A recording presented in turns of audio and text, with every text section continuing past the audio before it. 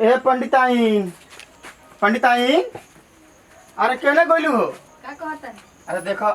हम मांग के लेल बनी आटा आ चीनी तनी एकरा के बनाव ठेकुआ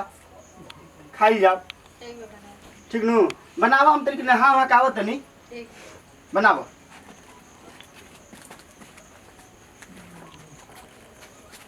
बन गुल हो हां बन गया लेवा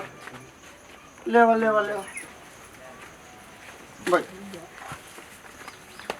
देखो हमारा भूख लागल बा जानलो नु हम 3 गो खा ले तनी आ तू ही 2 गो खा ली हो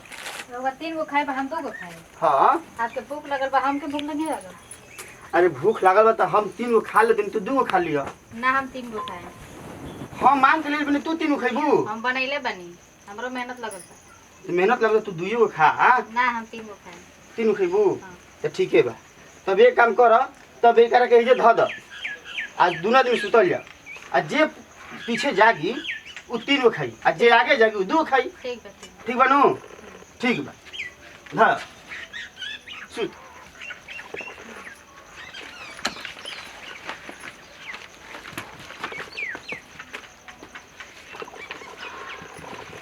ओहो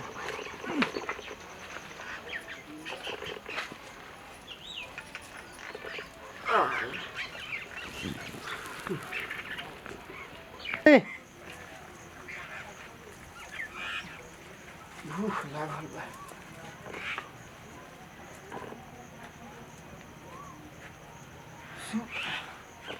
सुता भूख तो लागल बा तो लास्ट में जाकर तभी न खाए के मिली 3 गो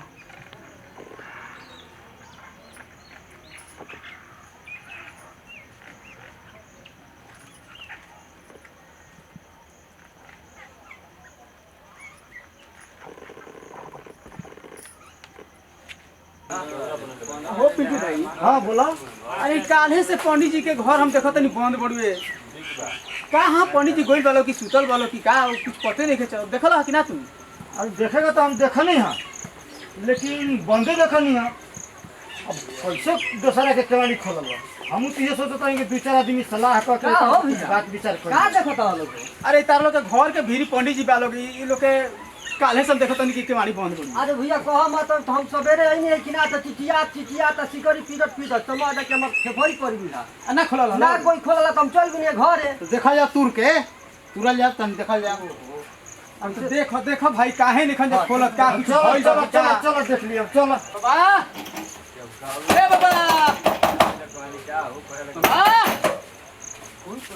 केहू नहीं के बोलत रहा हमरा के देखो तो खोल तुरे दो देखो, पहले तन टेल के देखो खोला था कि ना ना खोल ए पंडित जी अरे चलो चलो चलो कहां खुला तड़वे मारी धक्का मारो। अरे आराम से देखो तुम जोड़ लगा के आराम से सब आदमी लाग के देखल हां सब आदमी लगल जा चलो चलो चलो चलो चलो चलो हाँ सब देखिए आओ लगाओ चलो देखो जो पंडित जी के घर तो एकदम आगना तो मर पूरा पूरा लंबा में पड़ी चलो चलो चलो देखो आई सूतल बालक दुन आदमी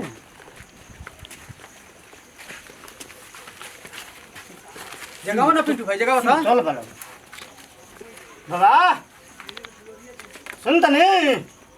अरे भोर हो गेल बाजी अरे नरिया देखो ना हो न मर तो नहीं बोलो होई चला देखा तक भैया पंटाइन कुछो बुझाते नहीं पंटाइन इहो नहीं खी बोलो देखा ना भैया देखा देखो तो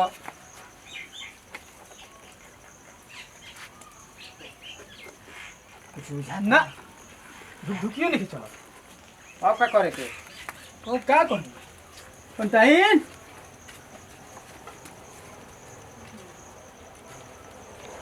ना इनको तनिको ना लिखे चलता एकदम बुझाता कि खत्म हो एक काम कर जा भैया तो का कहा तनी कि 2-3 दिन है केवाड़ी बंद रहत रुए का भइल बा हां हां तो और 2-4 दिन ना हमनी के खोती देता तो एही में लाश में हक जाई एक काम कर लोग देखो हाला गुला ना चुपचाप एगो कफन मंगाबो ठीक नु अच्छा मंगा के अरे मंगाओ मत लो भैया देखो तो पंडित जी के घर में देखो धोती उती होके तो देखो देखो देखो ना तो बड़ा दिक्कत हो जाई पुलिस थाना आ जाई हमनी के टोला महल में ताहार लोग के दिक्कत होई तू ना जाने के धोती तो बाए तो ले वाला ना हो ना तो दिक्कत होई लागी पूछताछ करे कि हां कैसे हो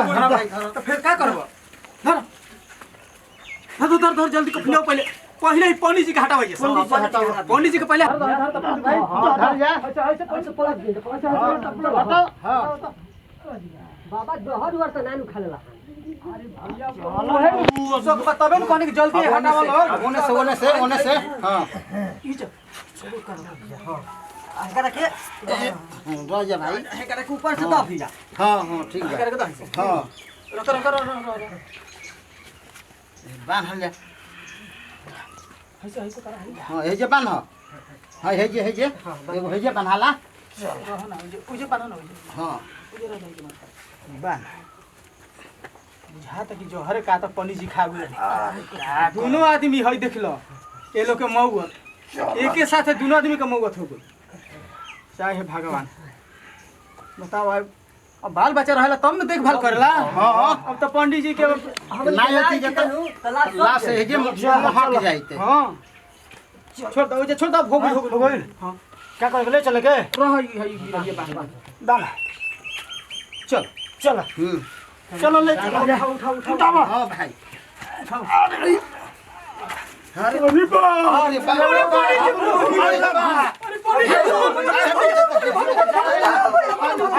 अरे पाँचों खा ली देख हम जा रहे थे सर हम ना खेबे पाँच गो हम पाँचों खाए खेती कहत नहीं तो ही खा लिए पाँच गो पुआ खाती सुतल बाड़ी ठेकुआ खाती सुत जेला जार दियो सनु बस तार सब भुला जी इथी कइले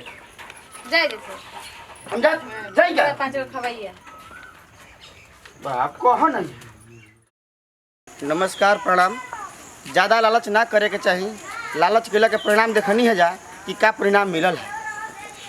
तो कुछ बोली इस वीडियो के माध्यम से हम यही बताना चाहते हैं कि लालच का फल अच्छा नहीं होता है बुरा ही होता है